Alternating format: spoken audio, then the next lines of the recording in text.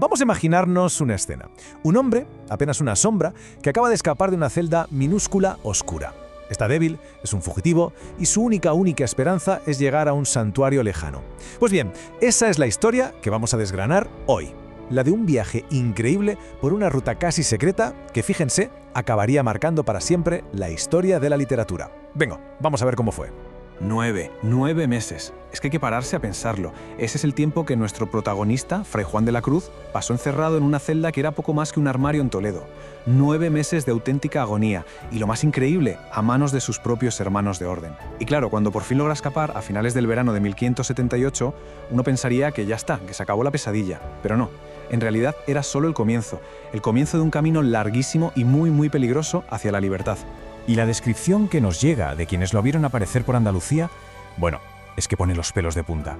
Era literalmente poca cosa. Estaba demacrado, desnutrido, enjuto, fatigado. Vamos, la viva imagen de alguien que ha pasado por un infierno. El cautiverio le había destrozado el cuerpo, eso estaba claro. Pero, y aquí viene lo importante, no había conseguido tocar su espíritu. Y es que este contraste, esta dualidad entre la fragilidad física y la fortaleza interior va a ser la clave de todo lo que viene ahora. ¿Y su destino dónde se decide? Pues en un lugar llamado Almodóvar del Campo. Justo después de su fuga, Fray Juan va a una reunión clave con otros frailes de su misma corriente, los reformistas. Y es justo ahí, en esa reunión, donde ocurre algo, llámenlo casualidad, llámenlo destino, que va a cambiar por completo su rumbo. Lejos, muy lejos de su querida Castilla. El camino ahora apuntaba hacia el sur, hacia Andalucía. Y es que lo de su traslado fue, de verdad, una carambola de esas que solo pasan una vez. Resulta que el prior de un convento perdidísimo en Andalucía, un sitio llamado El Calvario, tiene que irse a Roma. De repente el puesto queda libre. Y claro, sus superiores, que tenían un problema gordo con Fray Juan, debieron pensar, a ver, tenemos un fraile fugitivo al que todo el mundo busca y un convento aislado donde no lo va a encontrar nadie. Blanco y en botella. Era la solución perfecta. Porque, a ver, el Calvario no era un destino prestigioso, ni mucho menos. Era, digámoslo claro, un exilio encubierto. Un destierro. Estaba en mitad de la serranía completamente perdido. O sea, el escondite perfecto. El sitio ideal para que Fray Juan desapareciera del mapa y de paso estuviera a salvo. Un verdadero santuario en mitad de la nada. Así que, como buen fraile obediente, Fray Juan acata la orden y con toda la pena de dejar su tierra emprende la marcha. Y es justo aquí donde empieza el verdadero enigma de esta historia. A ver, pongámonos en su piel. Está físicamente hecho polvo. Lo persiguen. Tiene que recorrer cientos de kilómetros. La pregunta es, ¿qué camino elige? ¿Por dónde va un fugitivo en su estado para llegar a un destino tan lejano? Y ojo, porque la respuesta, de verdad, no es tan evidente como podríamos pensar. Vamos a hacer un poco de detectives. Si fuéramos un fugitivo, ¿qué haríamos? ¿Nos meteríamos por la autopista de la época, el camino principal lleno de gente, de soldados, de chismosos, donde te pueden pillar a la primera de cambio? ¿O buscaríamos un sendero secundario, más discreto, más seguro? La lección parece de cajón, ¿verdad? Pues aquí está el lío. La historia oficial, la que contaron después, insinúa una cosa, pero la pura lógica apunta en una dirección completamente distinta. Sobre la mesa hay dos posibilidades. Por un lado, el camino real de Granada. La ruta principal, sí, pero también la más expuesta. Un hervidero de gente. Para Fray Juan era como meterse en la boca del lobo. Cualquier noticia sobre él correría como la pólvora. Pero había otra opción. Una alternativa mucho más inteligente. La Cañada de la Plata. Pensemos, una antigua vía para el ganado, mucho más directa, con poquísimo tránsito y este es el dato clave, una ruta que su guía, el prior de la Peñuela, conocía casi seguro como la palma de su mano. Si lo pensamos fríamente, para un fugitivo no había color. La elección lógica era esta. Así es, si les parece, vamos a seguirle los pasos por esa ruta, la que tiene toda la lógica. Nos embarcamos en un viaje de unos 100 kilómetros que lo va a llevar por el norte de la provincia de Jaén, cruzando la comarca de El Condado, y no por un camino cualquiera, sino por una senda con siglos y siglos de historia a sus espaldas.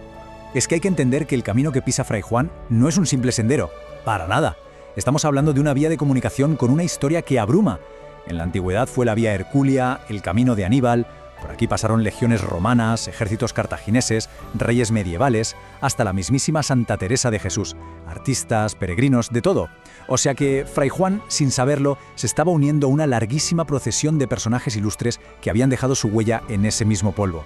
Vale, pues este viaje por tierras de Jaén lo podemos dividir en varias etapas clave, para no perdernos. El punto de partida, su primer refugio en Andalucía, es La Peñuela. Desde ahí irá pasando por lugares como Vilches, Santisteban del Puerto, Beas de Segura, hasta llegar por fin a su destino, el Calvario. Un recorrido por pueblos cargados de historia y paisajes que, de verdad, invitan a pararse y pensar.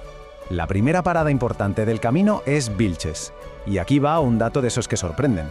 Vilches tiene la fama de ser el pueblo con más costa de interior de toda España. Y uno se pregunta, ¿costa en mitad de Jaén? Pues sí, la culpa la tienen los 3 gigantescos embalses que lo rodean. Curioso, ¿verdad? Imaginemos a Fray Juan acercándose a Vilches. Lo primero que vería seguro sería la silueta imponente de su castillo y de la ermita, recortándose en el horizonte y dominando todo el paisaje.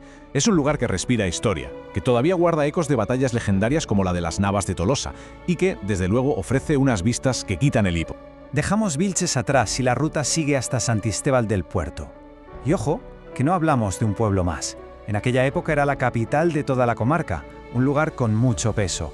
De hecho, aquí residía uno de los linajes nobiliarios más antiguos y con más solera de toda la península. Pero es que además Santisteban era un nudo de comunicaciones, un cruce de caminos de primer orden.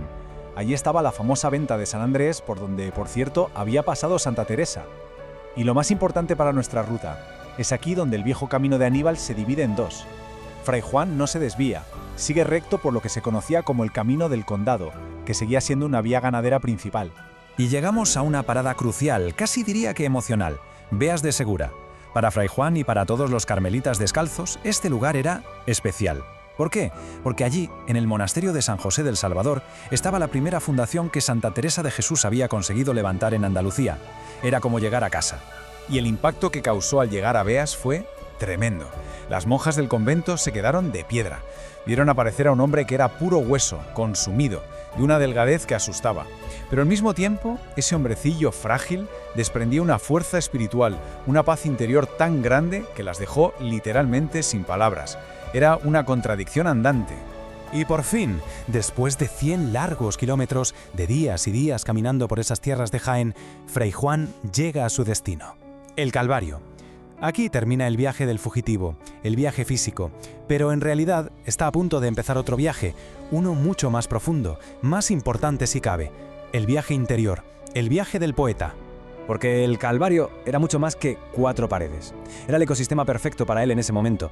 Pensemos en una antigua alquería, una finca de campo reformada como un pequeño y humilde convento. Le dio exactamente lo que su alma necesitaba: paz, silencio, soledad.